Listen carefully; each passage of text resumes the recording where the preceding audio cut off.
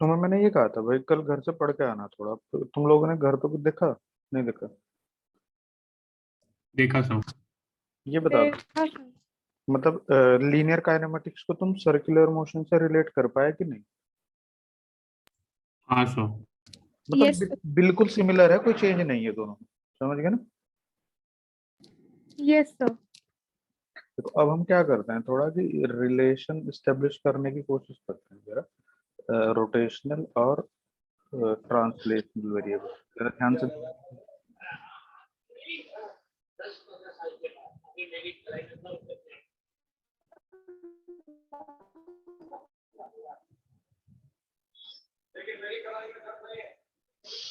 Ishan, mummy. Ishaan, Ishaan, Ishaan. Yes sir. अब तो बड़े हो गए भाई तुम। Yes sir. क्या करते रहते हो ये? मैंने तुम्हें इतनी बार समझाया भाई, अलग क्लास रूम में बैठ के, मतलब रूम में अलग में बैठ के पढ़ाते हो। नहीं सर, दूसरे रूम में ही जा रहा था। मम्मी ने चप्पल मार दी फेंक के। नहीं सर। और बेटे हुआ तो कुछ ना कुछ जरूर है तेरे साथ पानी।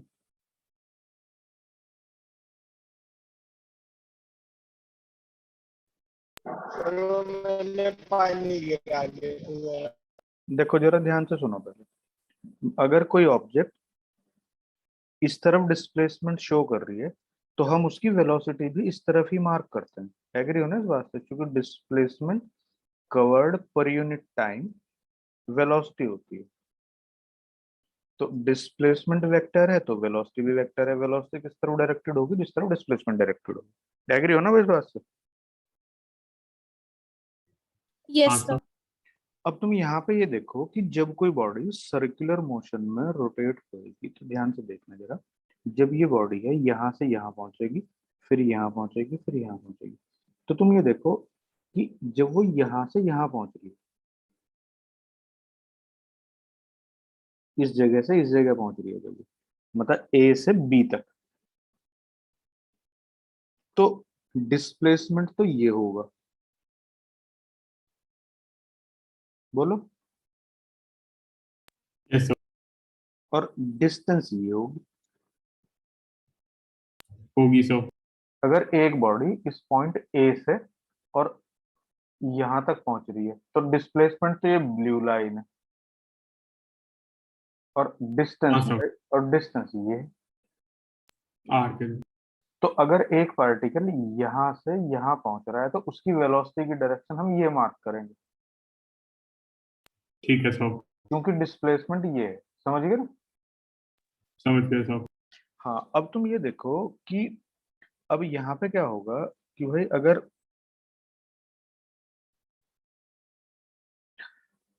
एक अगर एक बॉडी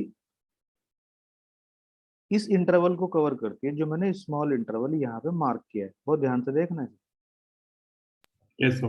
अगर बॉडी इस इंटरवल को कवर करती है, तो तुम ये चेक करो कि भाई यहाँ पर डिस्प्लेसमेंट भी तो यही है ये, यस सो।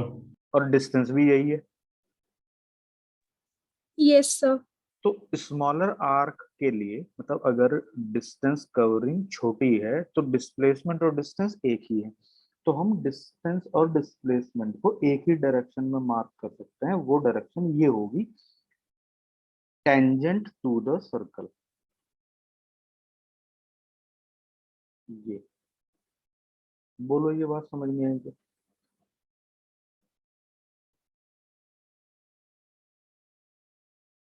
हम्म। आवाज आ चली। गई सो। हाँ, तो अगर ये डिस्प्लेसमेंट स्मॉल है ds, और ये कवर होता है ड्यूरिंग द टाइम dt, तो ये वेलोसिटी की डायरेक्शन भी तो होगी इस इंटरवल के लिए। Yes sir. तो इसको हम कहेंगे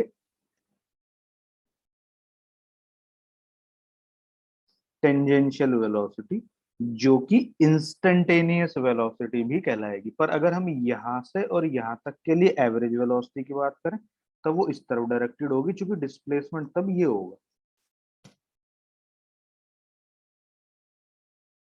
Yes, sir. और वेलोसिटी और स्पीड सेम होगी। क्यों? क्योंकि स्पीड में डिस्टेंस काउंट होती है और वेलोसिटी में डिस्प्लेसमेंट। छोटी वैल्यू के लिए डिस्टेंस और डिस्प्लेसमेंट दोनों सेम है।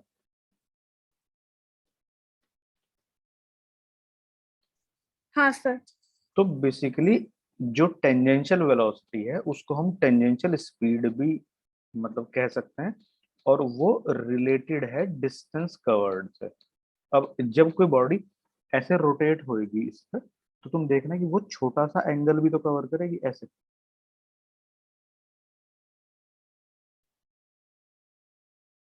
बोलो। Yes, sir. तो वो एंगल जो वो कवर करेगी उससे एंगुलर वेलोसिटी भी डिसाइड होगी। बोलो। हाँ सर। तो हम ऐसा कोशिश कर रहे हैं कि एक बॉडी यहाँ से चलना शुरू करती है टाइम t इक्वल टू 0 से, कुछ टाइम बाद वो यहाँ पे होती है एट टाइम t, और डिस्टेंस कवर्ड है along the circumference s, corresponding to which angular displacement is theta and r is the radius of the circle on which body is circulating। ये बताओ भाई, यहाँ तक किसी को कोई प्रॉब्लम है? No sir. No, sir. तो अब तुम ये देखो कि एक फॉर्मूला है हमारे पास में, तुमने 10th में ही पढ़ा होगा कि एंगल जो होता है वो आर्क लेंथ अपॉन रेडियस होता है, और यहाँ से जो एंगल की यूनिट आती है वो रेडियन में आती है। Yes, sir. अगर हम इस पूरे आर्क की बात करते हैं, देखो ध्यान से समझना, अगर हम इस पूरे आर्क की बात करते हैं तो ये कितना एंगल होगा पूरा का पूरा? 2 पाई। नहीं समझे? Sir. मतलब 360 डिग्री। Yes, sir. हाँ सर। तो तुम ये देखो कि अगर हम इस एंगल को मल्टीप्लाई करते हैं रेडियस से तो 2 पाई आर, तो ये सर्कमफेरेंस ही तो बनती है पूरी आर्क लेंथ की। Yes, sir. तो अगर भाई हम यहाँ पे ये देखते हैं कि एंगल है थीटा, आर्क लेंथ है S, corresponding to a circle of radius R, ये एंगल डिस्टेंस कवर्ड और रेडियस ऑफ सर्कल में रिलेशन है, S equal to R theta.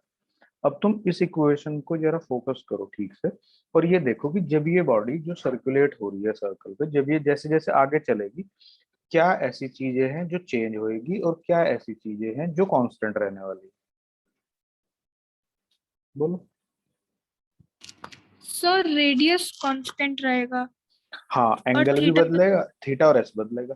तो अगर हम इसको टाइम के रेस्पेक्ट में डिफरेंशिएट करते हैं तो D S by D T R D theta by D T. ये बताओ, ये बात समझ आई नहीं? आ गई सर। Yes. अब ये चेक करो कि ये ds बाई डी टी क्या है। अगर हम एक छोटा सा डिस्प्लेसमेंट यहाँ कवर कर रहे थे ds, और उसके लिए टाइम कवरेज था dt, तो ds upon dt basically tangentially directed एक वेलोसिटी थी। बोलो। और यस उसी सर। के कॉरस्पॉन्डिंग जो एंगल था वो d थीटा बाई dt, तो ये ओमेगा होगा। बताओ, ये कोई प्रॉब्लम है कि किसी की?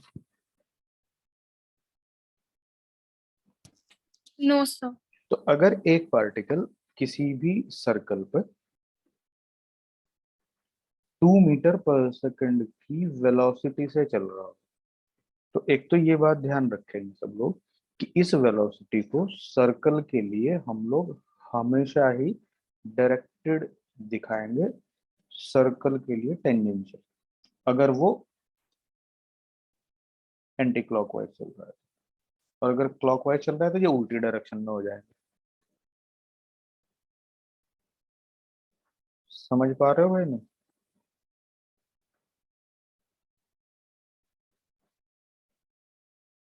Yes sir. अगर इस यस सर। जिस सर्कल पे वो घूम रहा है अगर उसकी रेडियस 5 मीटर है, तो कोई पूछे कि उसकी एंगुलर वेलोसिटी कितनी है, तो ओमेगा इक्वल टू होता है v बाई आर। तो ये हो जाएगा v बाई आर का मतलब 2/5, 0.4। 0.4 रेडियन पर सेकेंड। इसका मीनिंग ये है कि वो 1 सेकेंड में, कहीं पे भी तुम उसे देखोगे, ये 1 सेकेंड में वो एक 0.4 रेडियन का एंगल ट्रेवल कर चुका होगा। अब 0.4 रेडियन के एंगल से क्या मीनिंग है कि भाई 3.14 रेडियन में ए 180 डिग्री होता है। तो एक रेडियन में कितना होगा, 180 अपॉन 3.14। तो 0.4 रेडियन में कितना होगा, इंटू 0.4। तो इतना डिग्री वो पर सेकंड ट्रेवल कर रहा होगा, इसका ये मतलब। ये बताओ किसी को कोई प्रॉब्लम है? No No, sir sir. अब ये समझो कि अगर वेलोसिटी सर्कुलेटिंग बॉडी की रहती है कांस्टेंट, तो भाई वेलोसिटी और एंगुलर वेलोसिटी आपस में रिलेट होंगी। पर ऐसा कोई जरूरी है कि हमेशा वेलोसिटी कांस्टेंट ही रहे? ऐसा भी तो हो सकता है कि जैसे ट्रांसलेटरी मोशन में बॉडी एक्सेलरेट होती है, वैसे ऐसा भी हो सकता है कि वो सर्कल पे एक्सेलरेट हो जाए। तो जब वो सर्कल पे एक्सेलरेट होगी तो v equal to R omega, velocity और एंगुलर वेलोसिटी का रिलेशन। अगर नॉन यूनिफॉर्म वेलोसिटी है तो वेलोसिटी चेंज होएगी, तो यहाँ पर रेडियस फिक्स रहेगी, ये D omega by D T. तो देखो ये है इंस्टेंटेनियस टेंजेंशियल एक्सेलरेशन, जो टेंजेंट के अलोंग ही डायरेक्टेड होगा, और ये होगा आर, ये होगा एल्फा। अब ये बात ध्यान रखना कि ओमेगा, एल्फा और इवन थीटा ऑल आर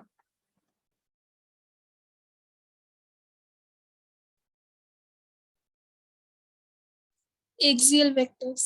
हाँ, ये काफी इंपॉर्टेंट है, इसके ऊपर कभी कभी जल्दीबाजी में 3 नंबर कट जाते हैं।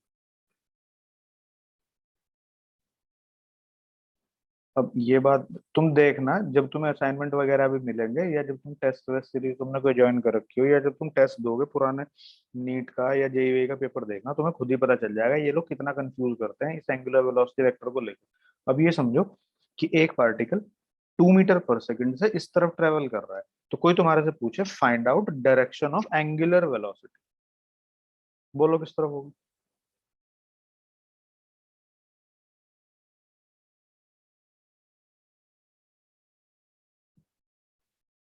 बोलो। एक बार क्वेश्चन रिपीट कर दीजिए। एक पार्टिकल सर्कुलर मोशन में घूम रहा है, वेलोसिटी है 2 मीटर पर Clockwise. सेकंड, डायरेक्शन मार्क्ड है जो फिगर में ऐसे, तो उसकी एंगुलर वेलोसिटी की डायरेक्शन पूछिए। Out omega of the plane. Is directed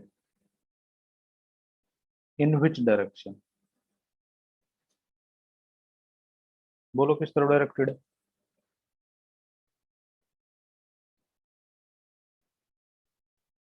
sir out of the page. हाँ, out of the page directed है। क्योंकि मैंने तुम्हें कल भी इस बात के ऊपर डिस्कशन किया था, अगर हम इसको थोड़ा सा 3 डायमेंशनली ऑब्जर्व करने की कोशिश करते हैं, तो ये सिचुएशन ऐसी है जो मैंने फिगर में बनाई है। ये ऐसी बॉडी घूम रही है, तो मैंने कल बताया था अपने फिंगर्स की राइट हैंड को तुम कर्ल करो along the direction of rotation, और थंब को स्ट्रेच कर दो राइट हैंड की, तो ये डायरेक्शन है ओमेगा की। अब तुम ये देखना, बहुत इसके ऊपर बहुत बार क्वेश्चन पूछा जा चुका है। ये देखो, कहीं पे भी अगर तुम्हें वेलोसिटी मार्क करनी है तो किधर को मार्क करोगे? सर्कल के लिए टेंजेंशियल, बोलो। Yes. तो अब तुम ये चेक करो कि वो इस तरह का भी क्वेश्चन पूछ लेता है कि angle between v and omega बताओ कितना है? 90. 90 90 डिग्री है, डिग्री। क्योंकि ये हॉरिजॉन्टल प्लेन में है, ये वर्टिकल। Yes, sir. अगर ये एक्सेलरेटेड है तो लीनियर एक्सेलरेशन इसको फेवर कर रहा होगा, एंगुलर एक्सेलरेशन इसको फेवर कर रहा होगा। अगर ये डी एक्सेलरेटेड है तो डी एक्सेलरेटेड में एक्सेलरेशन इसको अपोज कर रहा होगा, और डी एक्सेलरेशन इसको अपोज कर रहा होगा। नहीं समझे? समझ गए सर. तो ये बात यस तुम्हें सर समझ। ये बात तुम्हें ध्यान रखनी है भाई कि जो अल्फा है वो भी इसी तरफ होगा या फिर नीचे तरफ होगा। वो इस बात से डिसाइड होगा कि वो एक्सेलरेट कर रहा है चीजों का, डी एक्सेलरेट कर रहा ओके सर. है। बोलो कोई प्रॉब्लम है क्या? नहीं है सर. चलो तो ये अच्छी बात है करने में।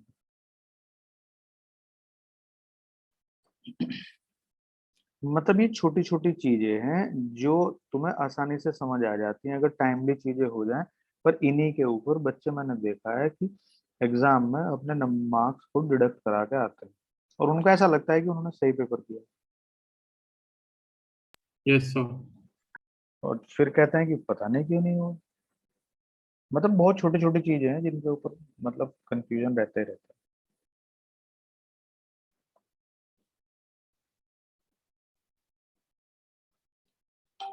अब भाई अगर मैं कंपैरिजन कर देता हूँ दोनों का कि यूनिफॉर्म मोशन चाहे वो रोटेट चाहे वो लीनियर काइनेमेटिक्स है चाहे वो सर्कुलर। तो यहाँ पे displacement equal to velocity into time. यहाँ पे angular displacement equal to omega into time. देखो दोनों में कितना सिमिलरिटी है। फिर नॉन यूनिफॉर्म मोशन हो जाएगी भाई। अगर तुम कहोगे तो मैं तुम्हें इनका डेरिवेशन भी करा दूंगा, हालांकि मैं इनको करा चुका एक बार। तुम्हें सिमिलर पैटर्न पे बस सिंबल ही तो बदलने। Yes, sir. v equal to U plus A T है। यहाँ final angular velocity omega, initial angular velocity omega naught plus alpha T. फिर यहाँ s equal to U T plus half A T square. मैंने इनके ऊपर खूब time spend करा है, तुम लोगों को कैलकुलस पढ़ा पढ़ा।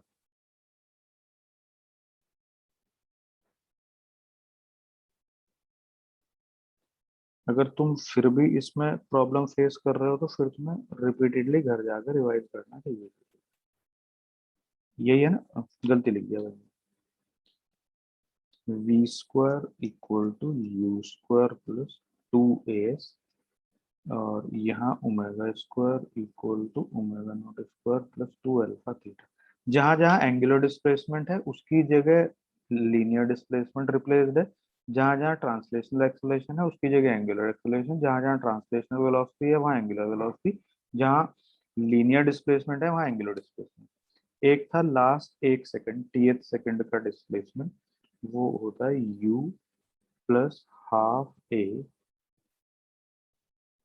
टू टी माइनस वन और theta tth equal to omega naught plus half alpha into two t minus. ठीक है ना भाई। Yes. फिर वो केस शुरू हो जाते हैं कैलकुलस वाले। उसमें यहाँ पे अगर डिस्प्लेसमेंट हमें कैलकुलेट करना है, वेलोसिटी है as a function of time T, तो इसको हम लोग ds बाई डी टी लिखते हैं। यहाँ पे अगर एंगुलर वेलोसिटी है as a function of time T, इसको हम लोग rate of change of angular displacement with respect to time लिखते हैं। ds बेसिकली एक छोटे टाइम इंटरवल dt के लिए डिस्प्लेसमेंट ऐसे कैलकुलेट करते हैं। यहाँ पे यही इक्वेशन हो जाएगी D theta equal to omega T.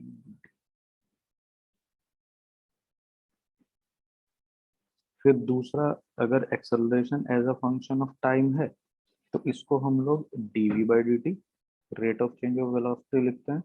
और अगर यहाँ पे alpha as a function of time t है तो इसको हम लोग rate of change of angular velocity with respect to time लिखते हैं। अगर क्रॉस मल्टीप्लीकेशन करेंगे तो dv इक्वल टू, इसके ऊपर हमने न्यूमेरिकल भी करें, जीएन बर्मन में भी दिए थे।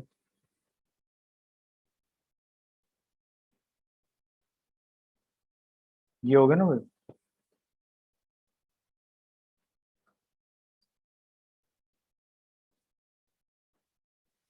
अगर acceleration as a function of displacement हो तो तब हम इसको dv बाई डी टी लिखते हैं, पर ये वेलोसिटी और टाइम को रिलेट कर रहा है तो ds और ds से ऊपर नीचे मल्टीप्लाई करके इसको हम वेलोसिटी मार्क करके तो तब हम इसको लिख लेते हैं v dv बाई ds। तब हम v dv एक साथ रखते हैं और चूंकि एक्सेलरेशन डिस्प्लेसमेंट डिपेंडेंट है तो इसको हम लोग डिस्प्लेसमेंट के साथ ही अरेंज करते हैं इस तरह से ds। फिर इसको इंटीग्रेट करते हैं लिमिट जो होगी वो होगी जिस इंटरवल में हम लोगों को चीजें कैलकुलेट करनी। अब ये बता दो यहाँ तक किसी को कोई डाउट है क्या? इनके डेरिवेशन में तुम्हें करा चुका एक बार, अगर तुम वहां से हेल्प लेके कर सकते हो, समझ सकते हो अच्छे से, तो तुम समझ लो, और अगर तुम्हें डाउट आएगा तो मेरे से पूछ लेना, और अगर मान लो तुम्हें बिल्कुल यही है कि सर आपको दोबारा कराना है तो मैं दोबारा करा दूंगा। बता देना, बोलो। ये सब तो कर रखा है सर। हाँ, ये सब मैंने काफी डिटेल में इसीलिए तब बताया कि जिससे तुम लोगों को कम से कम यहाँ टाइम यस बच सर। जाए। मतलब बार बार क्यों करनी है एक चीज, सिर्फ सिंबल ही तो बदले जाएंगे। वहां हम सीधा सीधा चल रहे थे, यहाँ हम गोल गोल घूमेंगे बस। वहां पे displacement on road straight cover होता था, या एंगल कवर होगा। ठीक है ना भाई? हाँ सर। अब ये बताओ, यहाँ तक मैंने तुम्हें नोट्स तो सेंड कर रखे हैं ना?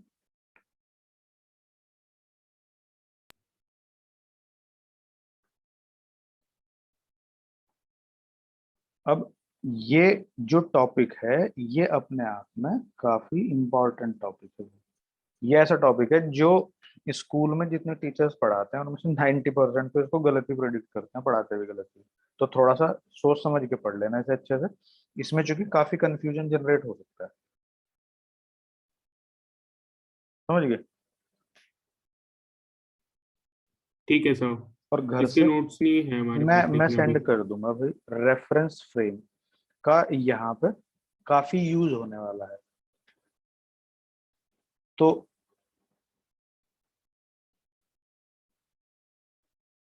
इसको एक बार रेफरेंस फ्रेम को और एक्सेंट्रिपिटल एक्सेलेरेशन को घर से पढ़ने की कोशिश करना।